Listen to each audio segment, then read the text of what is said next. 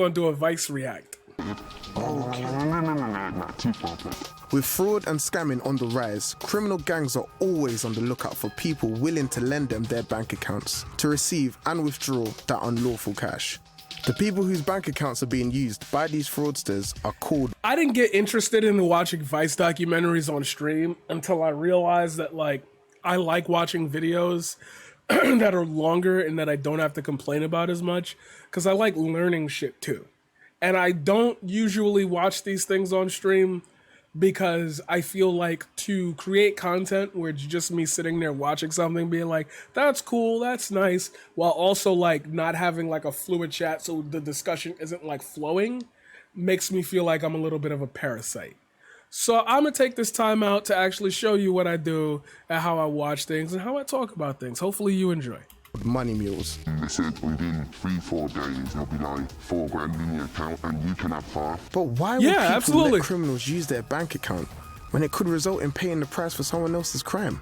More often than not, I think you said earlier that you had something you wanted to ask. Which can get you blacklisted and done for money laundering, which could land you in jail for up to 14 years. I want to investigate this new crime trend by speaking to the police, the victims, and also the recruiters, manipulating people online to launder cash. Crime Wave. Money Mules. I'm with Banks and Shanks, two fraudsters who don't want their crimes traced back to them. So instead, they recruit money mules. They're meeting up with one of them who's just received money from their latest bank fraud into his account. As payment for letting them use his bank details, or deets, they're giving him a cut and returning his square, which is roadman for bank card. How did you meet Banks and Shanks? This Snapchat, Snap? I literally see a post. Ever since that, I found that it was easy way to make money. And ever since they've been doing business. And are you like nervous about the risks involved and all of that? It's what it is, isn't it? You know, like the game goes. When you really certain things, that's the deal you have to do. So how much did you just give my man? Gave him 2.5 bags. 2.5 bags? Yeah. So what do you think he does with that money next? Sky's the limit. He can do anything with it. If he wants to go out and spend it all on the sideline, he'll do that. If he wants to save it, he's smart. Banks, Shanks and their mule look like brethrens, but really they're fully using him and could get my man blacklisted by banks, ruin his credit rating, and even worse, he could get arrested. Facts, yes. A friend of mine tried to run this scam with me a couple years ago. I think it was almost like 10 years ago. They were like, yo, just let us get your bank card and everything, and we'll hand you a quick stack, and that's all. It's easy, super easy. And then we could keep doing it. And then eventually they closed my account. They closed my account and they were like, this balance is closeted or whatever. And I was like, guys, what the fuck did you do? And they were like, my bad, bro. We thought you was into it. And I was like, no, I wasn't. Like, no, I wasn't. What have you done? Do you ever tell Never heard from them again. The risks beforehand? To some people, sometimes I don't care. I don't care. I'm gonna speak to a certain way so you don't feel like you have a choice and you feel coerced into it. Manipulate. I don't say that. It's the truth, though. Yeah, but you can't say that. No, Banks and Shanks almost exclusively recruit their mules through social media. Most likely you sensitive person. So yeah, that's the money. Oh, you got some cash on you now? Oh, snap. Ross.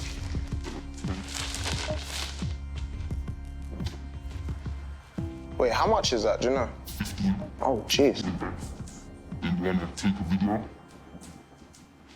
stick your video, put your caption, you want to make money, 3 to 5 days, make them know that it's quick, it's easy, and it's risk-free.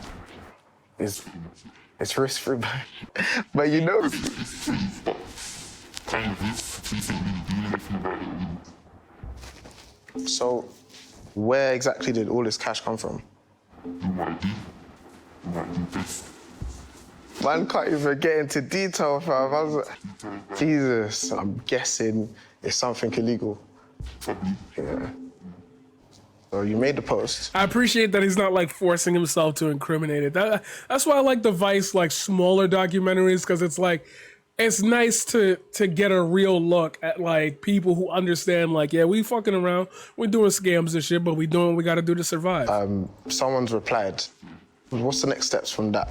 The next step from that is anything you date of birth, full name, address, phone number, picture of your ID, and then probably within the next day or two, you get someone to go there, get the spray, check out the no detail, and then put it through crypto, or go to the bank and withdraw it. You can make signage or go automatic. The reason why we put it through crypto sometimes because the feds wanna try to check down the money through crypto, so it's not the way it is cryptic. So it's just harder to trace, isn't it? Damn, I can kind of see your eyes through them glasses, bro. Not 100%, but getting money to the bank and asking to crypto, thank you. Why they What would you filming do from that angle? if, like, you send it to someone's account and then it already gets locked, like the feds are already on it, and it's just trapped? If it's trapped, it's trapped. That's a different story. The person's taking the money out without my permission. Okay, Take it out without my permission. Crypto's houses are getting, you know. so it's pure violence if they take your money. Well, no, you need to take this away from me before I get too carried away, bro. These are young guys, just teenagers, walking around with £15,000 in a book bag like it's nothing. They don't see the repercussions, they don't see the possible jail time. They just want to make money fast. In 2020, there were almost 26,000 suspected money mule cases in the UK involving 14 to 30-year-olds. Sky News has reported that people younger than 25 are 6 times more likely to fall victim to criminals on social media than over 50s.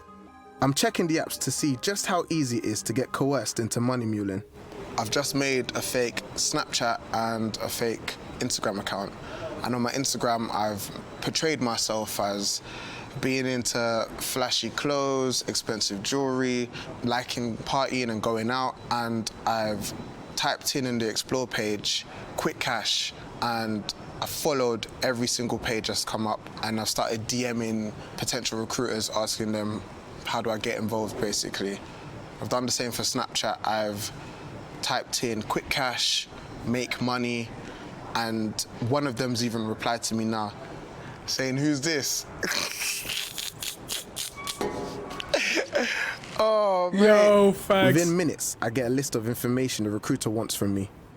This happened all within the space of 10, 15 minutes. This guy obviously doesn't care about whether I'm gonna get away with this. So I could potentially get 14 years. I'm just being used. But not all money mules are recruited on social media. Many get persuaded by friends and family. So you've been a money mule. So do you mind speaking about your experience and how they approached you? I got approached by a family member. They had done it a few times with someone that approached them. I sort of got pressured by that family member to do it. Yeah, that's When exactly it. I agreed to do it. They said, give me bank details, give me a card, give me a PIN number in it. Obviously, nowadays, you would never give your bank details to anyone, would you? You know what I mean? But I did that, and they said, leave it with us. Within 3-4 days, there'll be like $4,000 in the account in it. And you can have half. With that family member I was doing with, they was going to take a little bit. That was the sort of deal with it. Like, the money went into the account, and whoever had my card bought like $2,000 worth of gold. That's what it says on the statement, or something like that. Yeah, so obviously that money came out so quick. Yeah. That it's alerted the bank in it. Do you know what I mean? So the banks obviously put a block on it. So that person's took their half out. But the other half that was supposed to be mine, and the person I was doing it with, obviously got frozen in it, you get me? So that's how it went wrong. So what was the outcome of that? When it happened, they froze my account, first of all. I had a letter come through the post, and it was like a debt letter in it, and they said, you owe like £4,000 in it. And I said to him, well, have you called the police in it? And they says, nah, we haven't done an investigation. So basically I've said to them, how do you know it wasn't fraud on my account?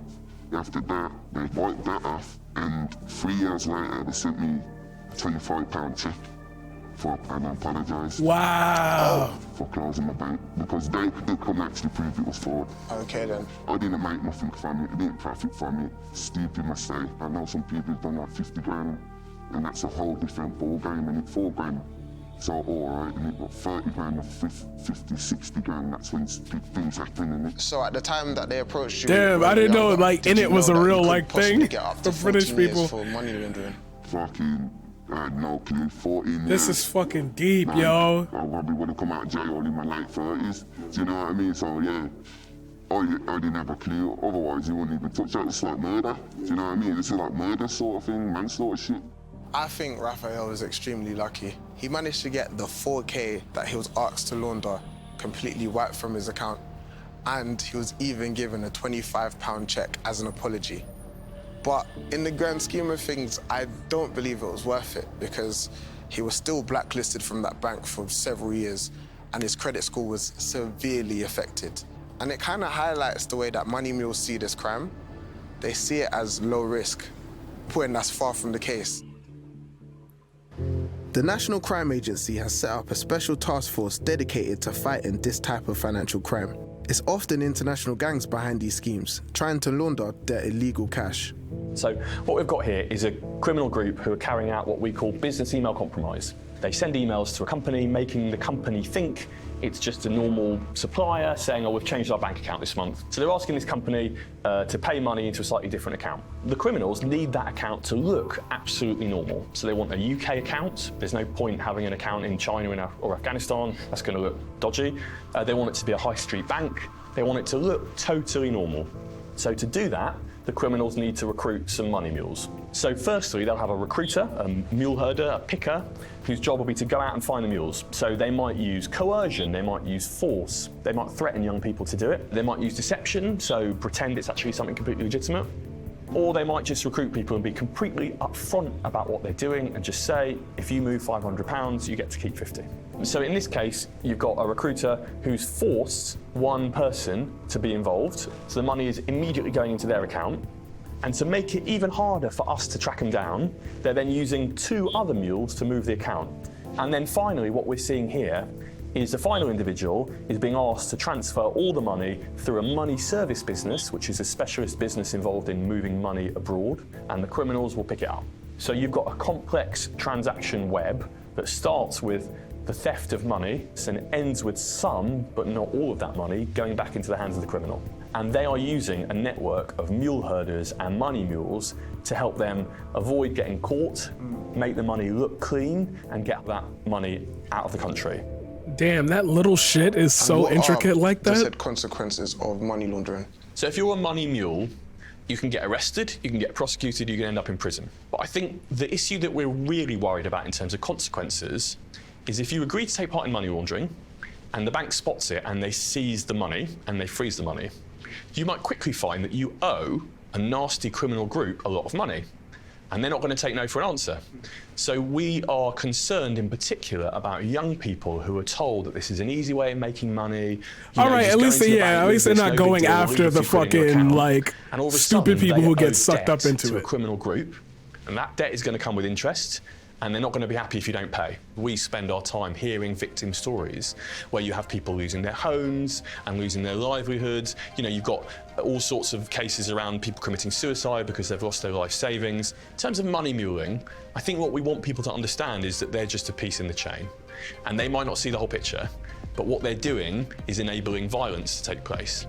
The NCA are focusing their efforts on tracking down the gangs and recruiters rather than the mules themselves, who are often tricked into it. But that still leaves young people who fall for these schemes exposed to potential violence from criminals, not to mention jeopardizing their futures. Facts. At the moment, it's that like makes new sense. recruiters can post what they want and get away with it. It seems like the social media companies themselves could be doing a lot more to validate its users and regulate its content, stopping the recruiters being on the platform in the first place. But they won't. But they fucking won't. Instagram told us this kind of content is banned on Instagram and we have removed the accounts in question for violating our policies. We work closely with the police and invest in people and technology to keep illegal activity off our app. We will continue to take strong action wherever possible to remove and protect our users from this kind of content. Even though that literally happened yesterday. committed blah blah blah blah. Yeah, we trust blah blah blah. Yeah, that was dope. That was dope. That was dope.